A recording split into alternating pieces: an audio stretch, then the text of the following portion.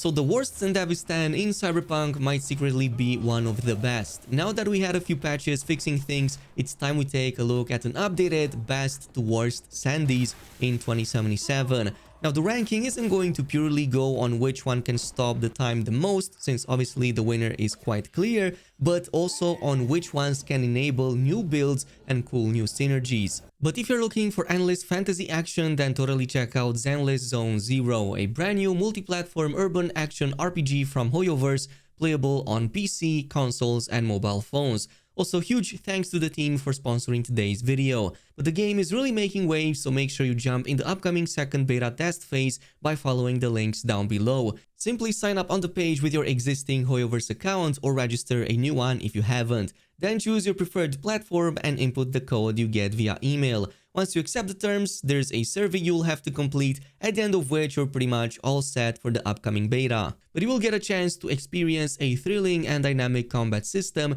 that is easy to get into for newcomers while still providing a challenge for all of you veterans out there. Plus, there are lots of amazing looking characters to choose from, all with their own unique powers, and it's all set in a captivating fantasy world. So totally check out Zenless Zone Zero and participate in the second beta test by following the links down below. Huge thanks to HoYoverse once more for the sponsorship, and now back to the video. I want to start things off by saying I was wrong for dismissing Kiant Warp Dancer before, and it's much closer to an A tier than I previously thought. His mitigation chance and strength especially work really well when combined with a proper build to give you complete enemy detection avoidance and a massive damage reduction. So at max upgrades you get mitigation chance by 24%, strength by 15%, and increased resistance by 60%, and it's all on a 10-second duration and 40-second cooldown, which you can mitigate with the Axolotl. But adding implants on top of it, like the Neofiber, Defensivkov, and even abilities like Dwarf Head, can bring your mitigation chance pretty much at full 100% cap.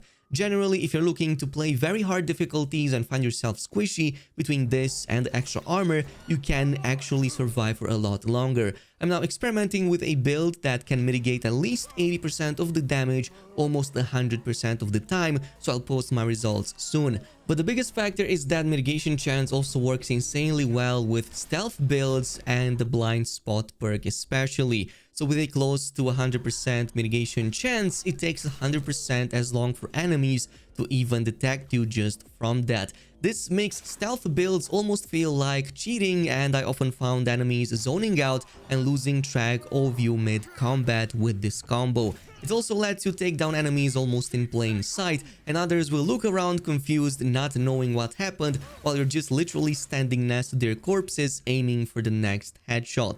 Now the downside is that obviously you don't get the damage benefits from some of the other Sandys. The cooldown and duration initially aren't great either, however they do taper off as you get the Axolotl in the mix in the endgame. This kind of removes a lot of the drawbacks Sandys tend to come with, mainly the longer cooldowns that they get out of the gate in 2.0. But honestly, being capable of enabling two builds or two sides of builds at the same time on its own, one on the defensive side and one on the stealth, I think warrants putting this way higher than it's previously been. So right now I would say it's closer to B+ or even A-.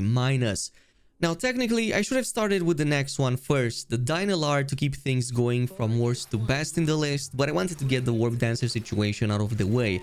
However, Dynalar, I would place it lower than the Warp Dancer, dead last pretty much. And before you rage at me, just listen to my reasons. First of all, let's take a look at the stats. It's not too bad in terms of damage, so you get a slow time by 50%, 15% critical chance and damage, and the max duration of 9 seconds on a cooldown of 30 seconds when fully upgraded. So initially, before Axolotl comes into play, before Apogee and any other endgame related Sandy, this is a solid all-around starting choice. However, there's little to no reason to even keep it once you get your hands on those other options, which, if we're talking about the legendary variants or even the epics, already happens by level 45. But the problem is, Dynalar doesn't fit nor enable any other builds on its own either. There's no gimmick to speak of, there's nothing in here that it does better than anything else, it's just a bit of critical damage and critical chance. So once you get into the Militech variants, this tends to just get shelved and just sits there collecting dust because everything it does, at least one or two more variants, do it much better. So unless it gets a gimmick on its own to make it more unique, right now I would say this is a solid B and maybe lower once you're factoring in the end game. Now, at the third spot, we have the Cyberpunk Sandevistan. This is yet another one I'm torn between because of its gimmick, which is headshot and weak spot damage, enabling a particularly nasty build that theoretically could place it much higher, maybe even in the first couple of spots. So things to look at here in terms of the max out stats, we have slow time by 30%, but it gives 12% damage. However, if you do it mid-air, this is going to give you a slow time by 60%, 24% extra damage, 40% extra headshot, and weak spot damage, by far the highest of all Sandys, on possibly the best cooldown out of the gate, 10 seconds duration and 20 seconds cooldown. Now this works best with bunny hop builds that go heavy into intelligence and smart guns, since they automatically track weak spot and headshots. So Shingen, a Kappa, or a Skippy will make this absolutely insane. Like one of the best builds when even completely unoptimized will tear and shred through max stack, which is like something that very few builds achieve out of the gate. Now the only issue I have with this is that for some reason CD Projekt decided to remove the floatability on the fortified ankles in 2.0, which would have let us stay in the mid-air for longer and rain down hell on enemies below and pretty much like just get all the benefits for much longer.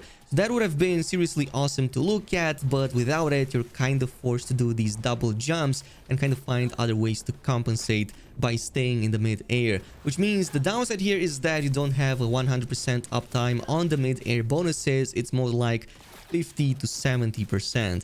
This also means that in tight spaces like tunnels or other interiors, you don't really benefit from the jump as you kind of hit your head on ceilings, and yeah, the space there is limited, so it's even worse in these situations. Still, I would say that this is a solid A option, since most of the fights you do are out in the open anyway, where that damage truly gets to shine, and you can pretty much almost double your damage to the weak spots with a proper build.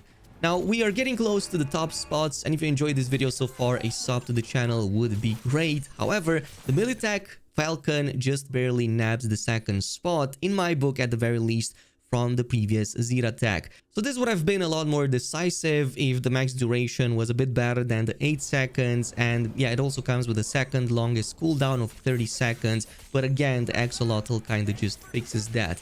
What makes it great though is that it comes with a 70% slow time, the second highest in the game, 10% additional damage, 15 critical chance, and 10 critical damage, plus the unique feature of the Militech mechanic to extend duration and even heal up by 10%.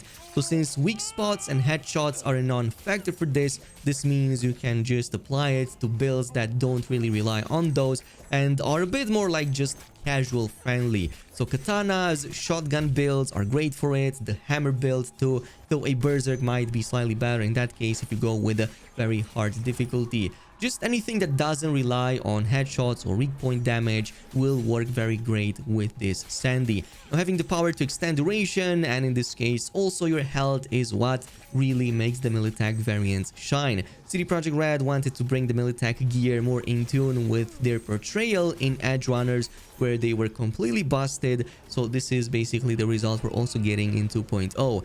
That's why this is absolutely going to deserve its second place right before the best one. Which brings us, not surprisingly, to the apogee. Its name is, well, a dead giveaway. Obviously, this is the best Sandy in the game. Slow time by a whooping 85%, 15 to headshot damage, to critical chance and critical damage, plus the best extended duration, 20%. It's only that it gives stamina instead of health. This with the health buff from the Falcon would have probably been just like best in slot, and no other option would come near it. But as it stands, the max duration is 8 seconds on a 25 seconds cooldown, but again with the axolotl and the extended duration, you can almost completely mitigate any cooldown you might have with this, as long as there are at least 5 to 6, maybe 7 enemies to completely take down in that time.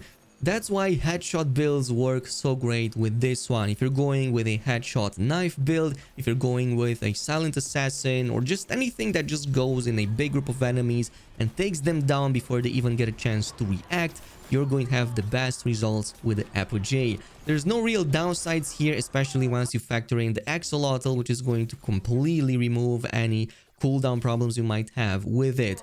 The cooldown and slow duration is so great on this one that you can literally use it with builds that don't even rely on headshots. You only lose about 15% of the damage, but the slow time and the duration on it is just too great to pass by. Like I said, the Warp Dancer can get pretty close to these two, the Apogee and even the Falcon, because of the Axolotl. It's the only one that seems to get this close to it. But yeah, you're only going to get a 20% like speed reduction on that, so it's not going to help much, but it's still going to make a difference against enemies. It will give you a better reaction window, though just not as good as the Apogee. And that is pretty much with the best and worst Sandevistans. Let me know down below if you like these, and let me know if you want to see others similar to this. There are other analyses we can make on some of the other cyberware implants. I think that there are a lot of things that people missed out on despite some of the official rankings you're seeing right now. So there are potentially some great gimmick builds that can be quite insane with the proper setup, even with the worst of the cyber implants. This is it. Thanks so much for watching, and I'll see you in the next video.